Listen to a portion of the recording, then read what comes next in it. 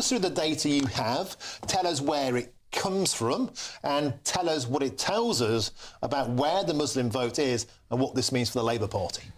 If you're not sure why the Labour Party have denied us a national inquiry into the grooming gangs and why they're so obsessed with Islamophobia, then you need to watch this video. I think you're very right to point out that there do seem to be some suspect decisions taken by the Labour Party when it comes to policy at the moment. Obviously, not just the grooming gangs. We've had silence over the Sharia law court proliferation, and we've obviously then also had them pushing for this Islamophobia definition. So there seems to be a certain decision-making process taking place. What we've tried to do is ascertain exactly why.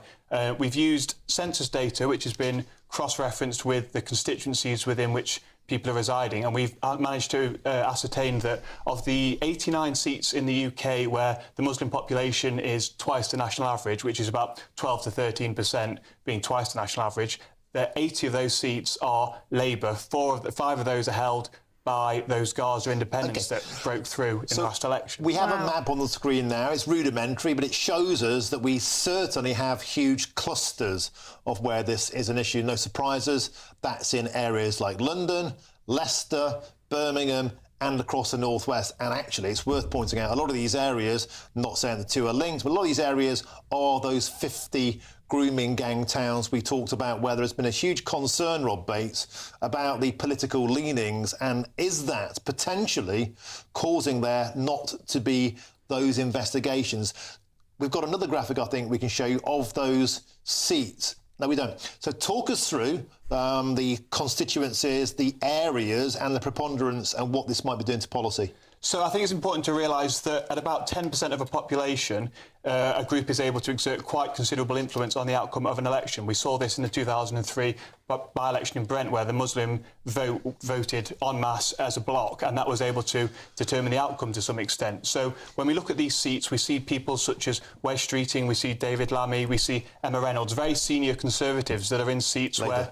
very senior Labour, unless something dramatic has happened with defections that I've missed. Very serious Labour politicians, front-bench politicians that have considerable populations within their constituency that are disproportionate across the country. We also need to realise that about 17% of Labour councillors, those grassroots campaigners that help get MPs elected and do the day-to-day things, are in those seats where 20% of the population is Muslim as well. So it's clear that there is a strong link that the Labour Party has in its areas of strong support, and the Muslim population being larger than average.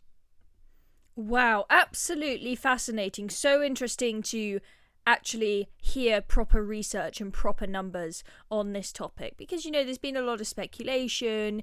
Is the Labour Party reliant on the Muslim vote or not? Are decisions that they are making, are they actually driven by concerns about losing votes and losing seats in areas where there's a significant Muslim population, or is it just because they're woke and they don't want to upset anyone, they don't want to offend anyone? I mean, I'm sure there's an element of both, but on the element of, are they actually terrified of losing seats if they do things that might upset the Muslim community? So if they do a national inquiry into the grooming gangs, of course the vast majority of Muslims are not grooming gang perpetrators, but we know that that conversation carries with it lots of attacks of Islamophobia when you point out the faith.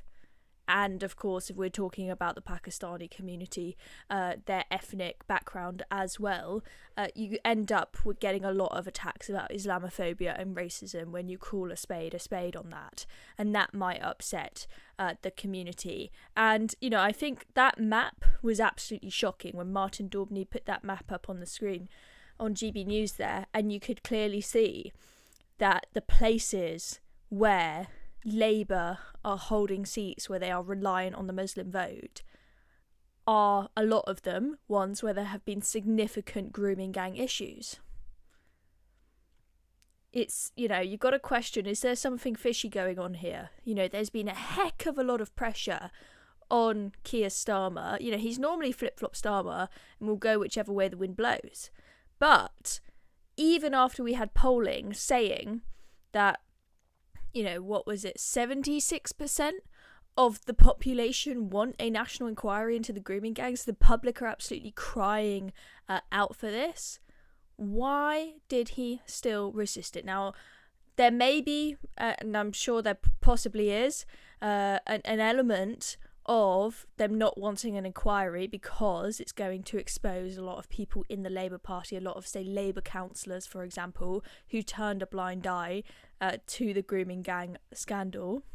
But I think also there's a good chance, after that shocking data we've just seen there, 80 out of 89 of the seats where the Muslim population is double that of the national average are held by Labour. 5 held by these wacky Gaza independents that are now on the rise.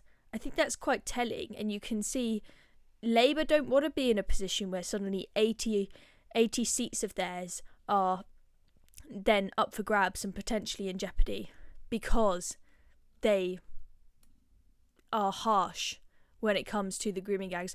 I think that this is quite scary stuff. And this obsession with Islamophobia, you know, in London, we had these horrible marches every single week. And I'm all for freedom to protest, but, you know, the two-tier policing was just off the scale. Yet you had Sadiq Khan and Keir Starmer and the rest of them constantly banging on about the rise of Islamophobia. And I'm sure there was some rise of, you know, people maybe writing some hurty words about Muslims online and whatnot. But anti-Semitism was the big issue. You had people on the streets holding up signs with like stuff that looked like it came out of 1930s Germany. People shouting the most horrendous anti-Semitic slogans and chants. Yet the Labour Party, they weren't banging on about anti-Semitism. They were obsessed with Islamophobia. I don't know if you guys saw that video of before the general election, Keir Starmer and Sadiq Khan sat on the sofa having a heart-to-heart about Islamophobia, and Sadiq Khan saying, oh, you know, we really, really need to, when we get the Labour government in, we need to make sure that, you know, online on social media, we crack down on this horrendous Islamophobia. Basically asking for censorship. I'm now starting to think that Labour's obsession with this word Islamophobia and their complete just failure to give us any answers on the grooming gangs is something to do with this data that we've just seen spoken about on GB News there. Interesting stuff, folks. Let me know what you think in the comments. Is this the reason why we don't have a national inquiry into the grooming gangs? That reliance on the Muslim vote, particularly in those areas where the grooming gangs were so prolific. Anyway, thank you very much for watching. Make sure you press the like button, subscribe button and all of that. See you next time.